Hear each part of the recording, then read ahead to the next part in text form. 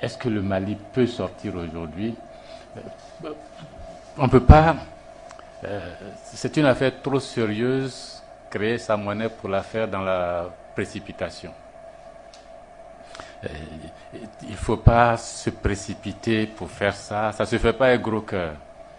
Vous prenez le temps de rapatrier votre or d'abord.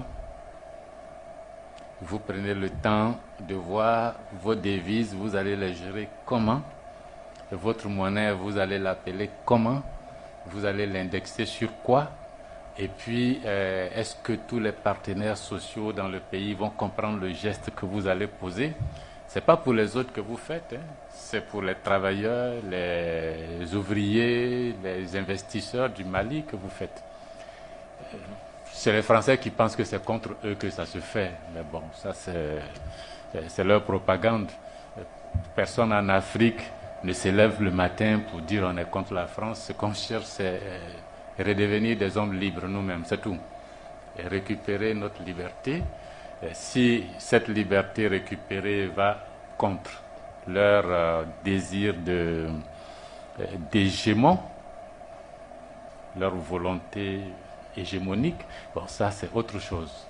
Mais dans la précipitation, c'est pas bien.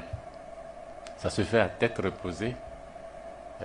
Pourquoi les 45 tonnes d'or là sont là-bas? Bon, on les renvoie.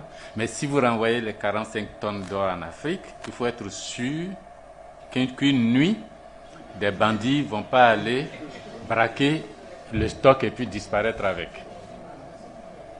Il faut sécuriser.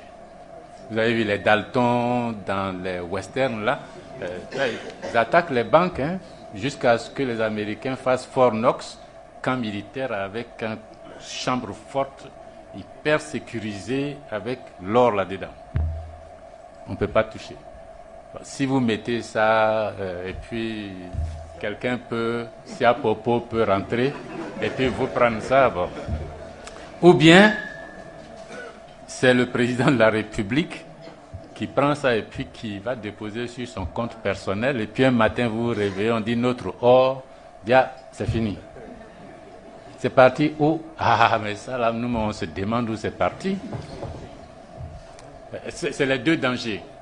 Mais si vous vous prémunissez contre ces deux dangers, le braquage externe et puis la délinquance interne, bon, vous pouvez stocker et puis acheter, même augmenter, et les devises, vous pouvez les placer, gagner de l'argent, financer vos importations, vos exportations, et puis ne pas vivre au-dessus de vos moyens.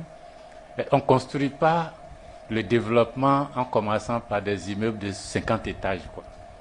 On va doucement, doucement, rez-de-chaussée bien fondé d'abord. Guéoun, c'est ce que nous voulions faire à l'époque, quand on avait parlé de refondation.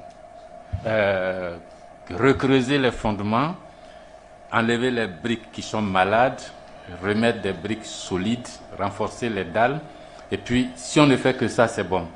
Une autre progénération va faire le rez-de-chaussée, et puis le premier étage, le deuxième. Mais il y en a qui pensent que le développement, c'est construire Chicago à Abidjan. Non, c'est pas comme ça. Il y a 30, 40 ans, ceux qui sont allés en Chine, qui ont vu Shanghai, même Pékin, bon, les gars, ils n'avaient pas de courant, il n'y avait pas l'eau potable, il y avait des eaux usées, mais ils se sont mis au travail. Ils sont allés à l'école, ils ont formé des gens. Ils n'ont pas commencé à faire des routes, des immeubles d'abord, ils ont formé des gens. Ils ont construit des écoles, de bonnes écoles. Ils ont formé des gens dans tous les domaines. Tous les domaines, aussi bien la musique philharmonique que les mathématiques. Ils les ont formés dans tous les domaines. Et puis c'est ceux-là formés qui ont commencé maintenant à fabriquer tout ce qu'on voit made in China. Et puis les autres se sont dit, il y a des ouvriers bon marché là-bas, on va les mettre dans nos usines. Et puis ils sont devenus l'usine du monde. Et puis maintenant ils sont en train de casser Shanghai, Guangzhou, et ils construisent. Ils viennent même construire chez nous ici. Ils payent, ils mettent leur argent aux États-Unis, en Europe, ils sont riches. Mais ils n'ont pas commencé par dire on veut faire Chicago à Guangzhou, quoi. Les Africains, nous on aime On prend toujours les problèmes à l'envers. C'est les conditions, les critères de convergence là. Ce n'est pas des préalables, ce sont des conditions, ce sont des mesures d'accompagnement. Si vous êtes ensemble, pour éviter d'avoir des difficultés, faites en sorte que vos budgets n'aient pas de déficit trop grand. Faites en sorte que vos dettes ne soient pas dans des proportions. Mais ça ne veut pas dire, si vous n'avez pas ça là, vous ne pouvez pas être ensemble. Hein. Mais nous, on a compris ça. Et puis, il y en a qui nous encouragent pour ne même pas qu'on bouge. Et puis, voilà.